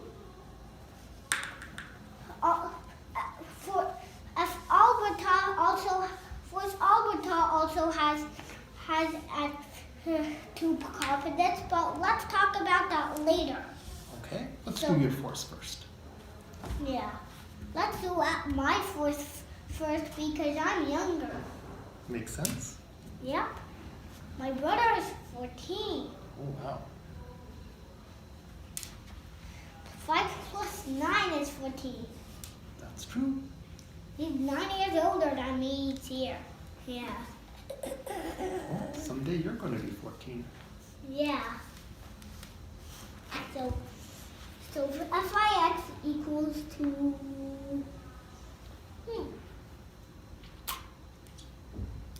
Fix equals to cosine 40.70, which gives us 28.3. You'll be guessing that Fiy is also 28.3. That's right. Actually, that's correct. I'll prove it. Fiy equals to sine 45 degrees. So at 40 times 0.70 again equals 28.3. So they're the same. Yeah. Wow, okay. Very good.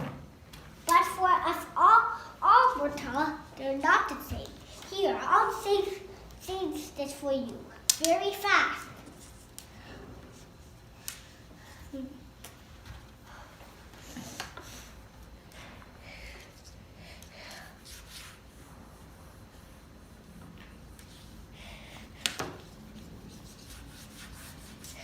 So, this is changed now. Okay, so now you're doing your brother. Yeah. Sine, cosine 37 degrees equals to... I'll prove you how it's different. Okay. So, cosine 37 degrees equals to...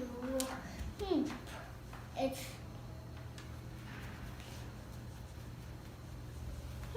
I'm having a little distribution was this, but that's actually 30 has 0.80. So, which is equals 24 newtons. Wow, very good. I'll prove it that y is different. Unlike the other two components of so if a y equals to sine 37. Oh no. Sine 37 degrees. Watch how I do it. So sine 37 degrees equals to 30 newtons. 80. Oh no. 0.60. I meant minus 30 degrees. Now minus 30 newtons times 12.60, negative 18 newtons. See, okay. Now they're different. They're not the same anymore. All right, very good. So what's the net force? Fx and Fy,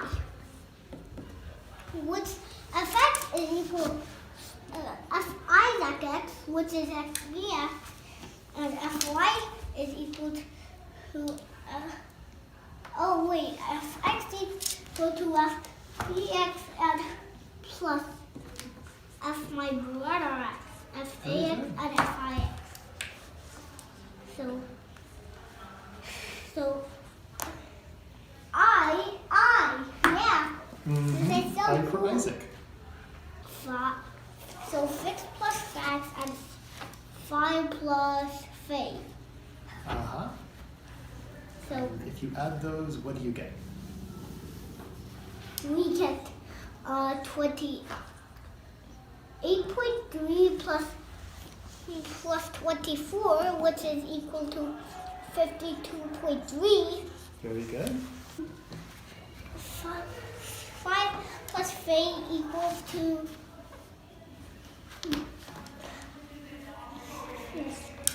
5 was 28.3 also, as we were doing before, plus minus 18, so equals to 10.2.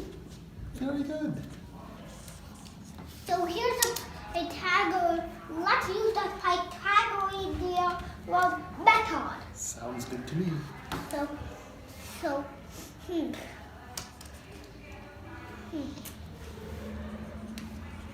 52.3 times 52.3 whole square times that is 10.2 is how much electron volts did the electron need to jump from R1 to R2. I guess that's true. Yeah, that is true. I'm still thinking of the hydrogen ionization. So anyways, this squared and it's equal to 53.3 newtons. Wow, so that's the force on the boat? Yeah. Very good job. Thanks, Professor Gamot. Well, thank you very much. Thank you for explaining to me about math and chemistry and physics. Happy holidays. Happy holidays to you too, and to your whole family, even your older brother. Yeah.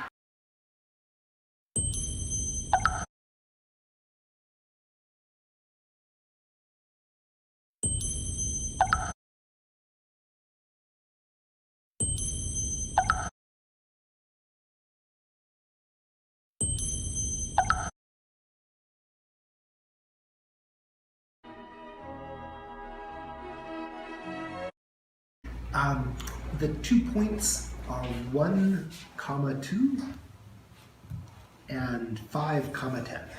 Okay. 1, 2 and 5, 10. Uh-huh.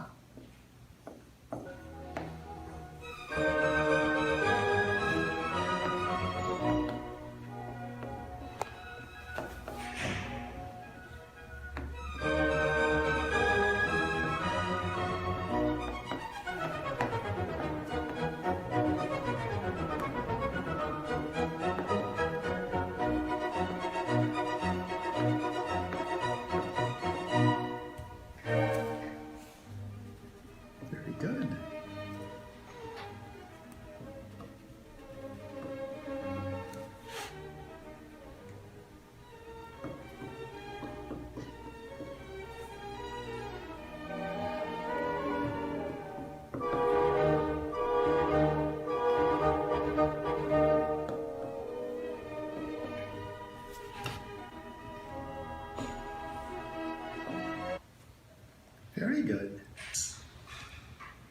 Oh, you done there? Okay. How about the points 5, 10 and 5, 10?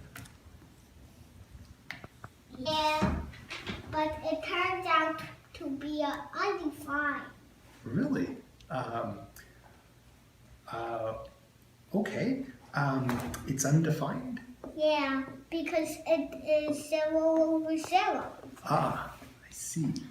How can you resolve the 0 over 0 problem? By using calculus. Ooh, very good. Who invented calculus? Sir Isaac Newton. And why did he invent calculus? To solve the 0 over 0 problem. Okay. You know, Isaac, one day I went out for a 1.5 hour long bike trip.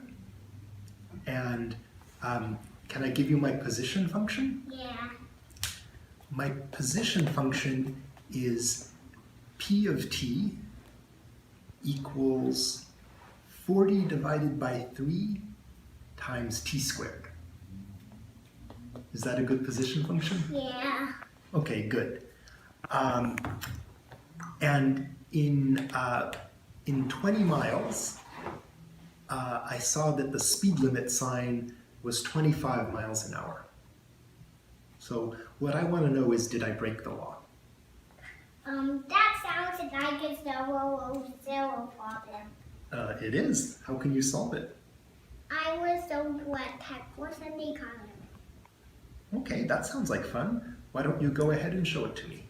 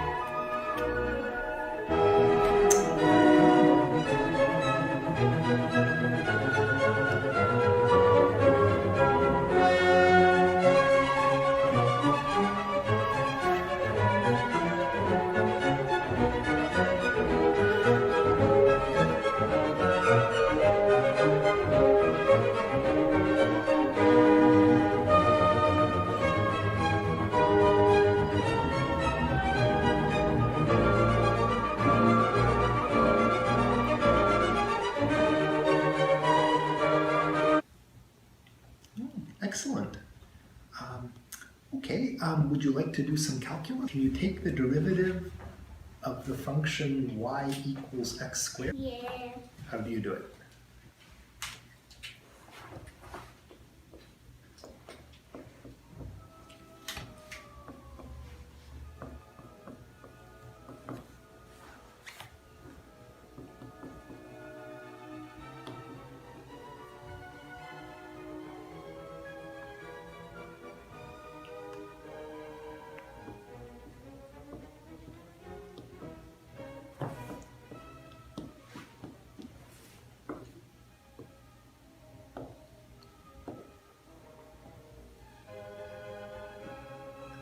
Very good.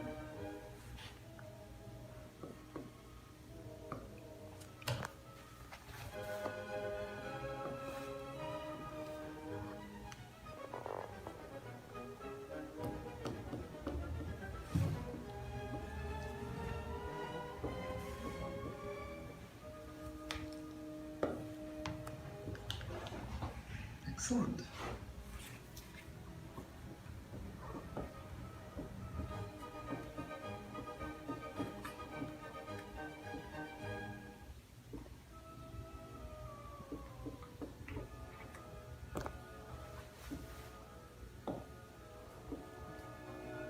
Good.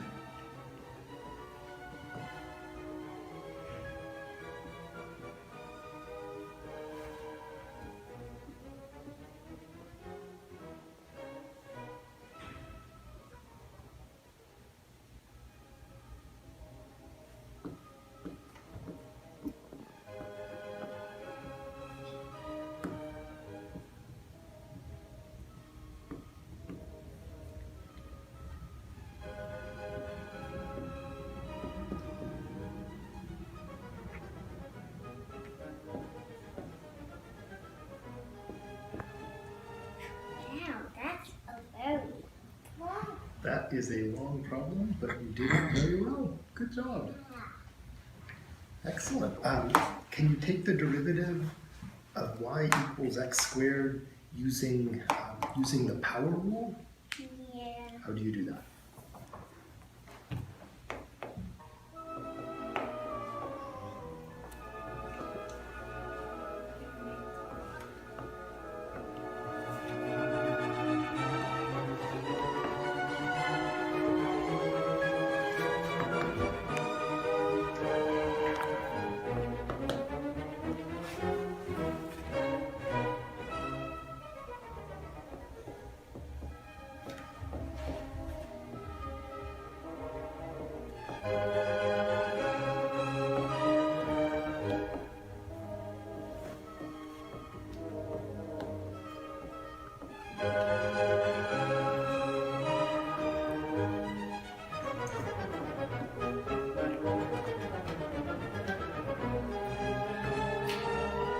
Very good.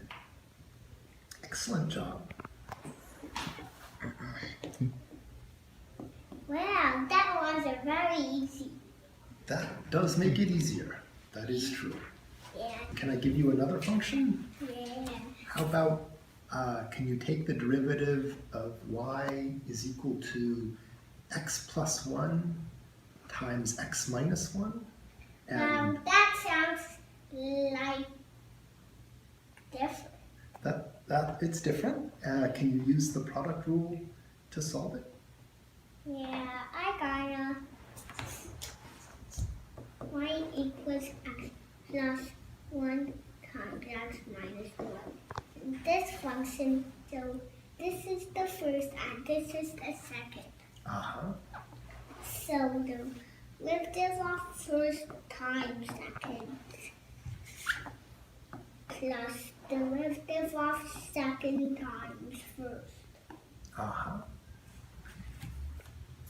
So we have 1 plus 0, x minus 1, plus 1 minus 0, x plus 1. It's knowing for the root of plus there.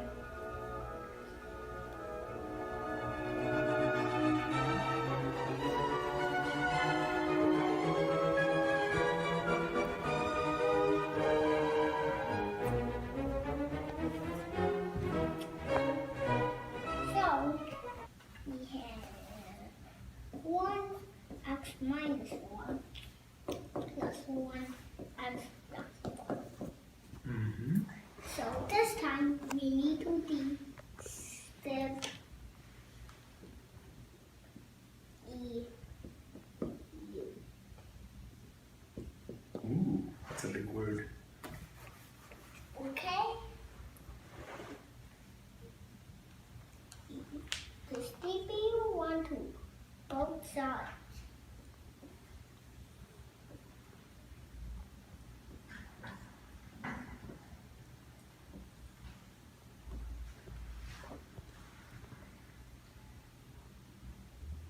So it changes to x minus 1 plus x plus 1, which means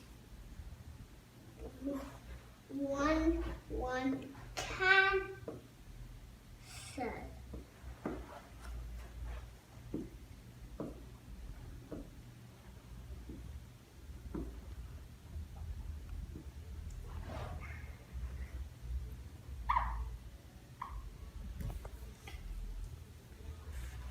So we leave with 2x. Very good. Good job. Is it okay if I make it a little difficult for you? Yeah, sir. So this is a tough one. X to the 4th divided by x squared. Yeah. How do you do it?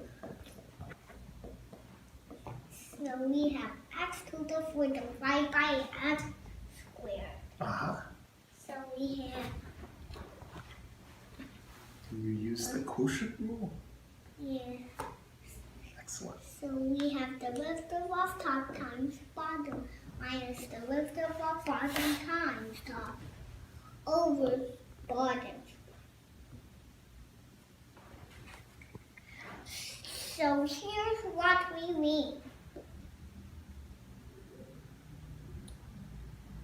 So we have 4 minus 1.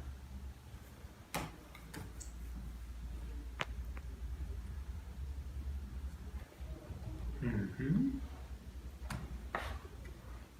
Times x squared by using this 2 as an exponent. Mm-hmm.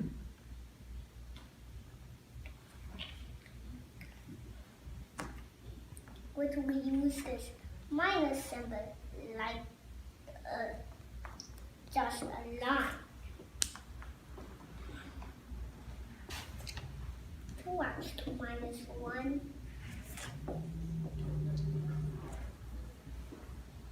And x to the 4th. By using this 4 as an exponent.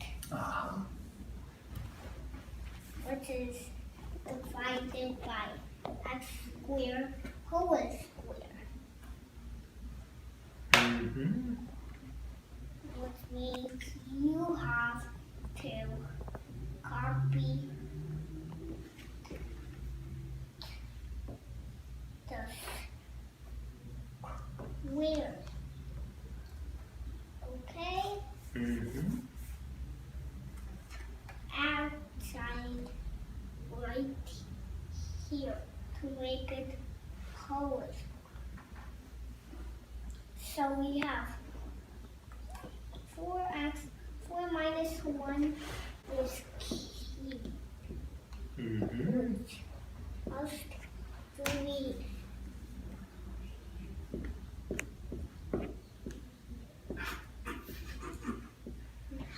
That's getting tougher. It's a tough one. Yeah, it can be tough in any different problems than saying ruler. But saying ruler is a blob. Really? That sounds like funny. That does sound funny. Yeah, and times x squared minus 2x for 1 and x to the 4th over at 2 times 2, which is 4. So x Very good. to the 4th power. So all you have to do is add plus 2 squared cube plus squared minus 2x to 4th power plus 4th power over x to the 4th power. Okay. Very good. 4x 5 minus 2x 5. Good. Over x to the 4th. Which means 2x 5 over x to the 4th. Which is 5 minus 4, which is 2x, 1, and 2x. Good. Got from the last. Excellent.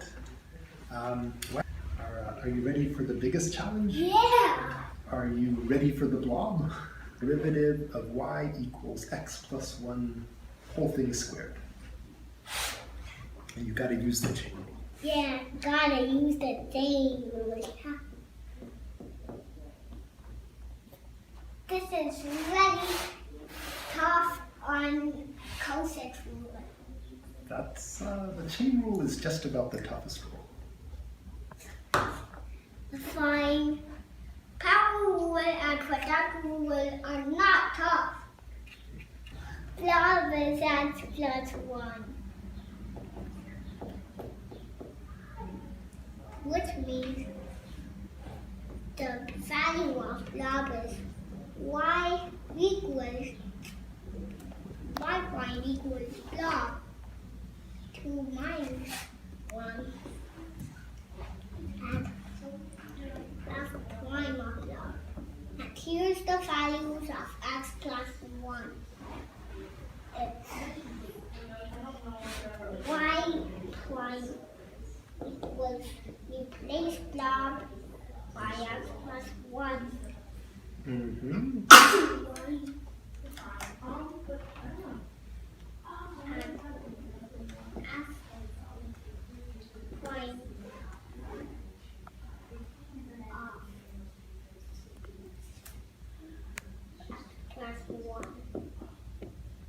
Whoa, something is actually white blob.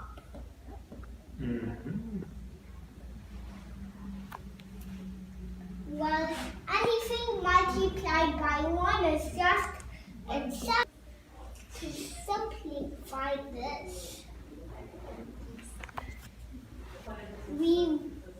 I this problem by using y prime equals x plus 1 by adding, which means y prime equals x plus 1 plus 0 is 1. And that was a big problem. That was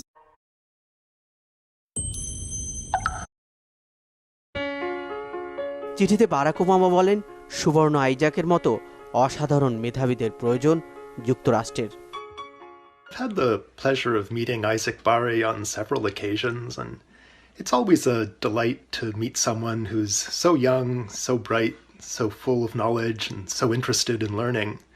He's explained to me about physics and calculus. And it's remarkable to see what a young man like him can accomplish, and I'm sure he has a bright future ahead of him.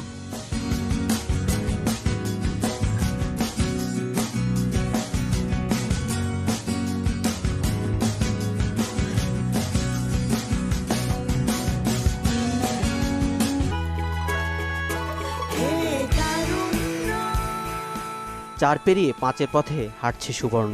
বিজ্ঞানী হওয়ার যে স্বপ্নযাত্রা হয়তো তা ধরা দিবে শিগগিরই। তার এই চমকে দেওয়া অর্জন যুক্তরাষ্ট্রের গোটা পৃথিবীর, বাংলাদেশের তো বটেই, কারণ ও যে আমাদেরই সন্তান।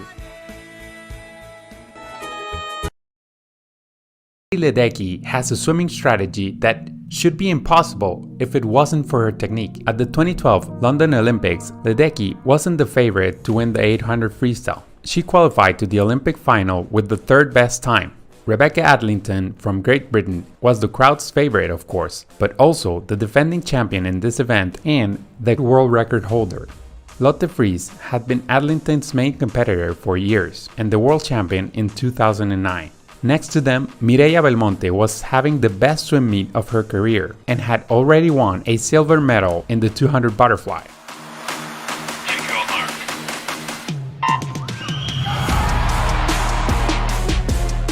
At the 100-meter mark, everyone wondered if the inexperienced Ledecky would be able to keep up with the veterans since she just took off from the beginning. At the 200, she was ahead of everyone by a body length, including the world record pace.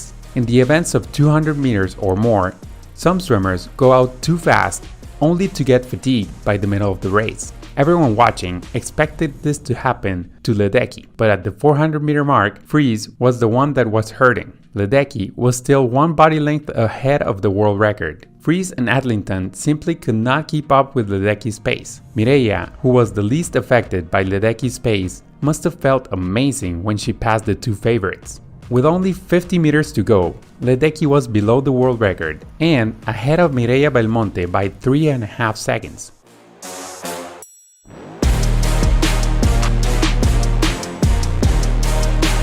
She managed to win by more than 4 seconds, but that year, this courageous 15-year-old missed the world record by half a second. The following year, at the Swimming World Championships, she would compete in 3 individual events and 1 relay. Ledecky's racing strategy sounds impossible to most of us. She says that all distances are a sprint. Some sprints are longer than others. Katie's freestyle technique is what allows her to save energy. For most of the race, she doesn't use her legs that much, sometimes using only 1 kick per cycle. With her arms, she has a horse freestyle technique. This means that only one arm glides a little and the other doesn't. This allows her to jump a little while taking a breath. This technique gives her a rhythm that is not very aesthetic but is very persistent. The muscles of her core and arms are perfectly adapted to maintain this technique for long distances.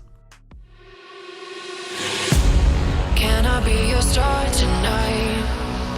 She broke the 800 and the 1500 world record, and she won all 4 events. For the next 5 years, Ledecky's diet was based primarily on world records. Record after record after record after record. Medal after medal after medal. From the 400 to the 1500 meters, no world record was safe, not even her own. At the 2016 Rio Olympics, she knew she had no competition in the 400 and the 800, so she decided to step down to the 200 freestyle to compare her super abilities against the legendary shorter distance swimmers Sarah Sjöström, Emma McKeon, Federica Pellegrini, Bronte Barat, and Charlotte Bonnet.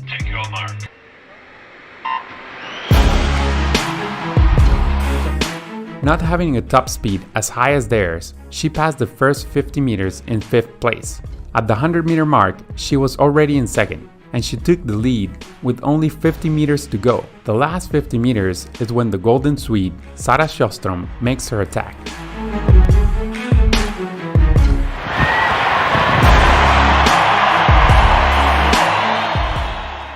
That year, she won the 200, the 400 with a world record, the 800 with a world record, and the 4x200 freestyle relay. After 14 world records and 5 Olympic gold medals, we have never seen Ledecky compete in her most dominant event in an Olympic stage. The female's 1500-meter freestyle will make its Olympic debut in Tokyo 2021. The active swimmer closest to Ledecky, Simona Quadarella, is currently 20 seconds away from her. A lot of unexpected things happen at the Olympics. Just like the first time Ledecky surprised us, we don't know if the world champion Simona or another swimmer could surprise us. What is certain is that until now, there are only 2 people with 5 Olympic gold medals or more in individual events in swimming, Michael Phelps and Cristina Egersegi. We will surely see Ledecky join this select group of 2 very soon. If you want to watch another video, click here or here. And if you want to visit our webpage, click here. See you there. Swim fast. What were you thinking about in the pool? Nothing. As long as I put in the hard work and know that I'm giving it my best effort, I'll always be happy.